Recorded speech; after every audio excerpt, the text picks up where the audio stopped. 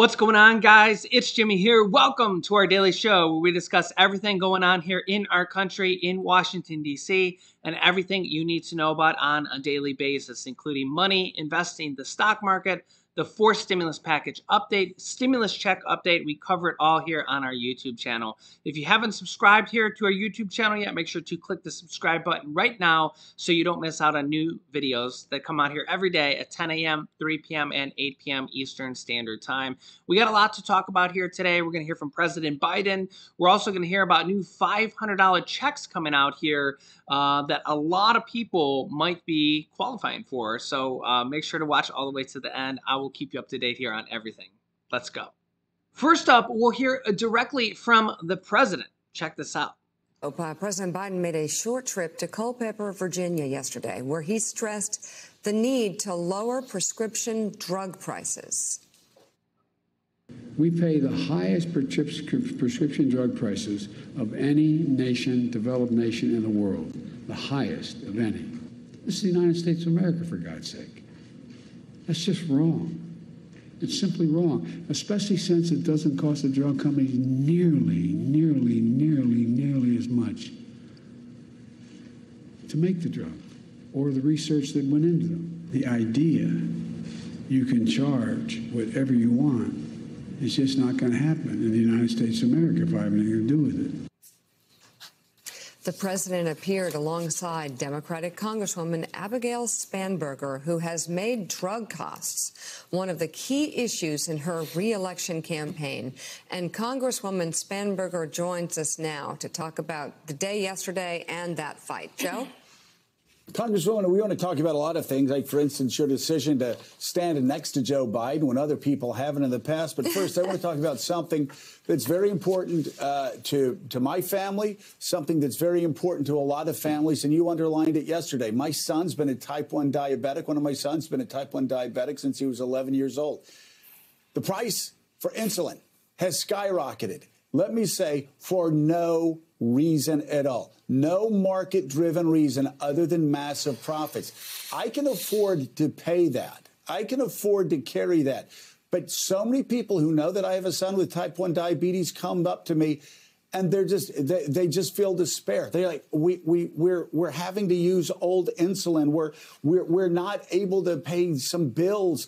We're in financial straits because our budget is so high for insulin. Let me just say it. It's a crime. And I just want to know, what's Joe Biden going to do? What are you going to do? What is Congress going to do to stop this theft from families who are already suffering with diabetes? Well, my priority, and certainly since I was first elected, has been to work on lowering the cost of prescription drugs. And in the House, we've passed numerous pieces of legislation. I've had bills focused on transparency with pharmacy benefit managers, because so much of what happens with drug pricing happens sort of behind some curtain.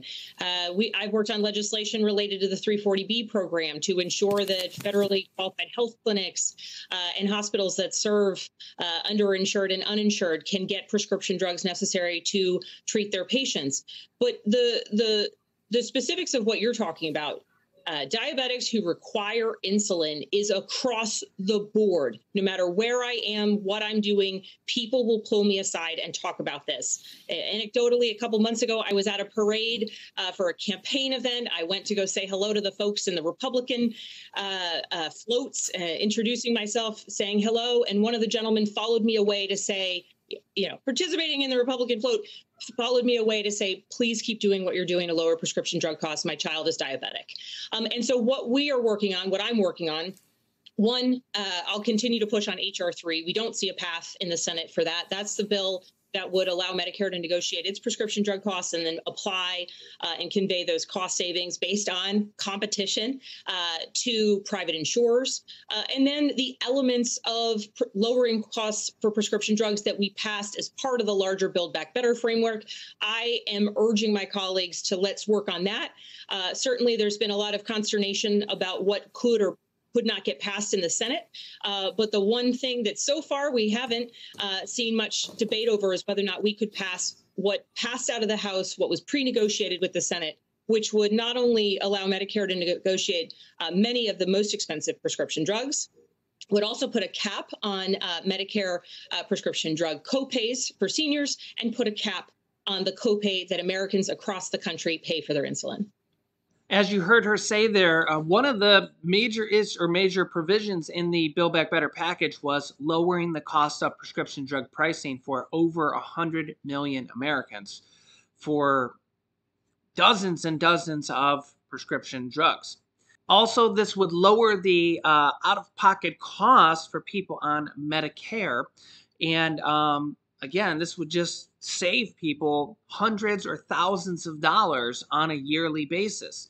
So this was poised to pass, but Senator Joe Manchin and Kyrsten Sinema just weren't ready to give their vote for this. So remember, this passed in the House and basically had 48 out of 50 Democrats ready to pass it.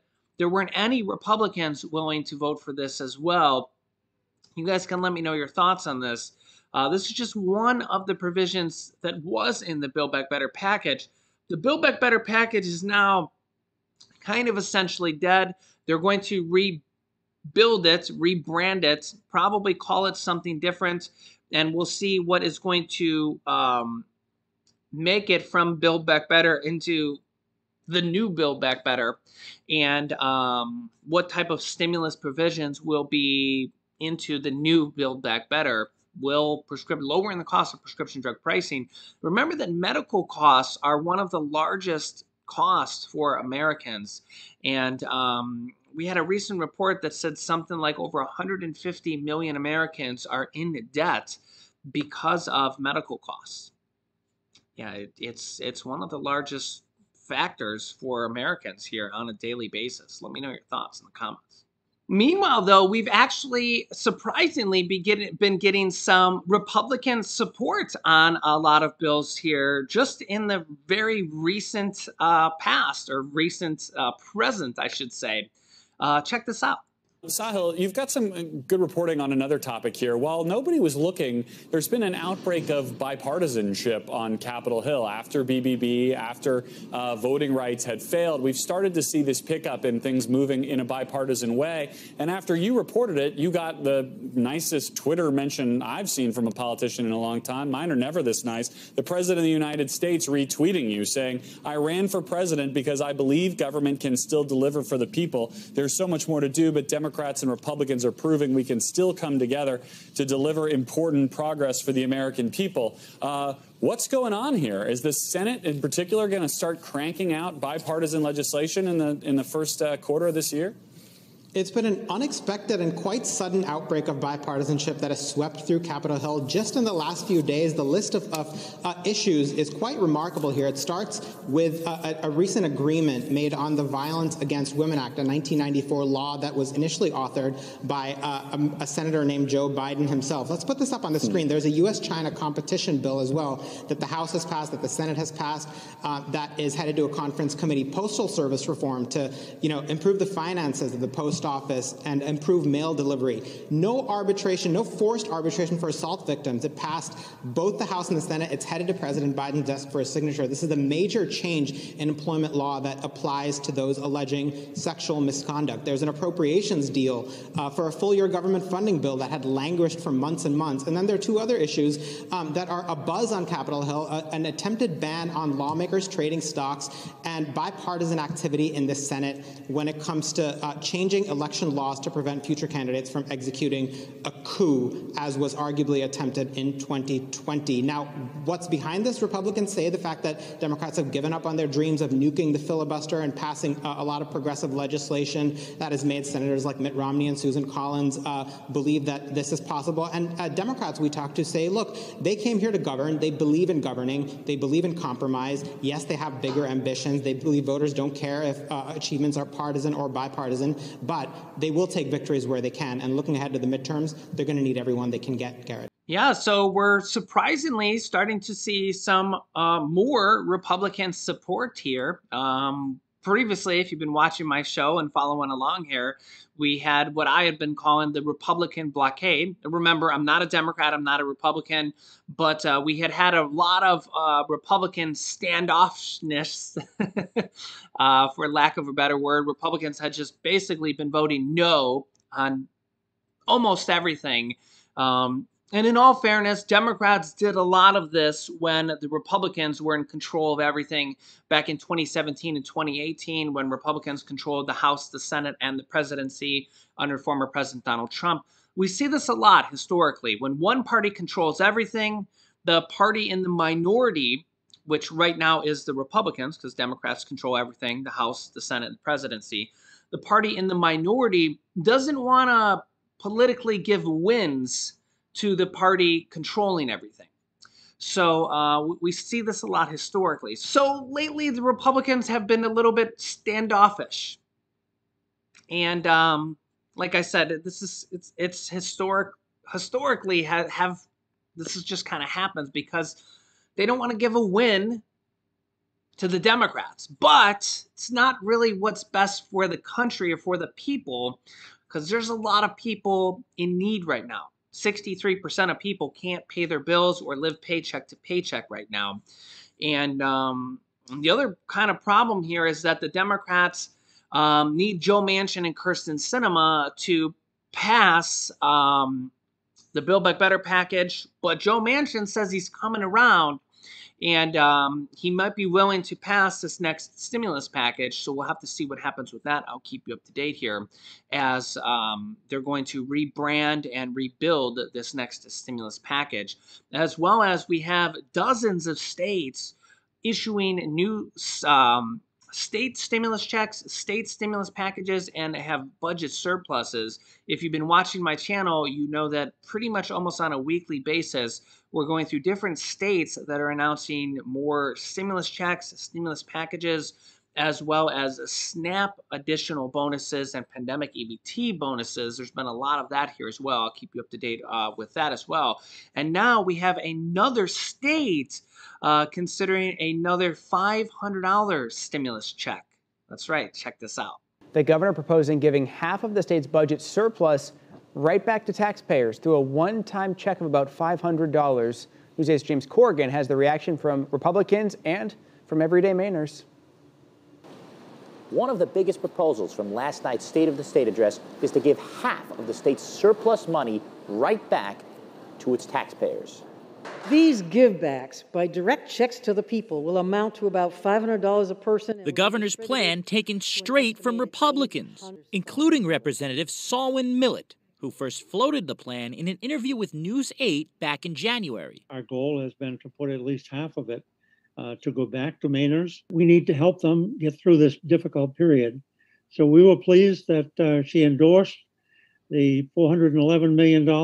Mainers we spoke to today were even more pleased. I think giving money back to the people who are paying taxes and paying to live here would be a pretty decent idea. Tax money comes from the people, so if there's extra, it should go back to the people. The plan does have its detractors, however. The Maine Center for Economic Policy released a statement saying the money should go to funding initiatives like paid family leave instead of those who may not need the money. Representative Millett himself is wary of the governor's other proposals that he says would create a longer-term strain on state finances. We just need to be sure that we're not creating brand new programs that will have a permanent demand on the revenues of the state when those revenues may not be there in the long haul. But many Mainers say that this plan can help relieve the stress of inflation for those who need it most. It'll help me some, but it'll help probably others more. And I think that's always a welcome thing to get a check in the mail. Now, the details are currently not known as to how the money would be distributed or when, but the supplemental budget for the state will be unveiled on Tuesday, and by then, we should know more of the details. In Portland, James Corrigan, WMTW News 8. So yeah, as you can see here, the governor from Maine, Mills, who is a Democrat, has a stimulus check proposed and praised by Mainers and supported by Republicans. So this is a very good sign. Yet another stimulus check here proposed by a state for the state of Maine, a $500 stimulus check. So yeah, as you've been watching my show here, you know that we literally have dozens of different states here that are proposing or passing because of budget surpluses or using their state stimulus money here. in 2022. So I will keep you up to date here. This is not yet passed, but it does have a very good promising sign because the governor's a Democrat. It's praised by the people from the states and supported by Republicans, as you see here. So we have a lot of support here in the state of Maine for a $500 stimulus check. So yeah, and this would be, I believe it's per person. So if you're married filing jointly, you would get $1,000. So I mean, hey, every check counts. Yeah, so we have a lot of different states here in 2022 that could be giving stimulus checks out here on the state level. On the state level, yeah. So I think that in 2022, there's going to be a lot of different states here that are going to be issuing checks here. I will keep you up to date here on my channel here as we see more and more states almost here on a weekly basis proposing, issuing, and actually officially announcing state stimulus checks here for 2022. And honestly, it's really cool to see a lot of states giving back here money to their residents. Very, very, very interesting. And remember that some of these states require you to file a tax return to get this money because they need to know your income. They need to know if they have a income threshold, like you make below $75,000, whether or not you make below $75,000. So if your state is going to issue a state stimulus check this year, keep in mind, you can file a tax return with your state and say you made $1 or say you made $20, you know, that you made $1, you sold something at a garage sale at your house, and you made $5. So keep that in mind that if you don't normally file a tax return, you can say I made $10 at a garage sale this year, and that was my earned income. Okay, so if you don't normally file a tax return, you might want to consider doing that. If you have a state stimulus check issued by your state here for 2020 or for coming up for this year. So keep that in mind. It might be something you want to consider if your state is issuing a stimulus check this year. So keep that in mind. I will keep you up to date here. We got a lot of different things going on here. We got this Russia situation. That's the U.S. Well, we have some news coming out that they think that Russia may actually be doing that. I'll keep you up to date here with that as well. All this different stimulus check news here. We got a lot going on here with that. Everything going on here in our country. I'll keep you up to date. So make sure to click the subscribe button down below. It's completely free to do so. New videos come out here every day at 10 a.m., 3 p.m., and 8 p.m. Eastern Standard Time. Remember those times. You don't want to miss out on any new videos. Click the bell icon next to the subscribe button so you don't miss out on new videos. That'll give you reminders. You can click here to watch my newest video next, and you can click here to see how people on low income can get an extra $1,500 to $6,700, and this video will show you how you can do that. So click on one of those videos next. Thanks, guys, and I will see you in the next video.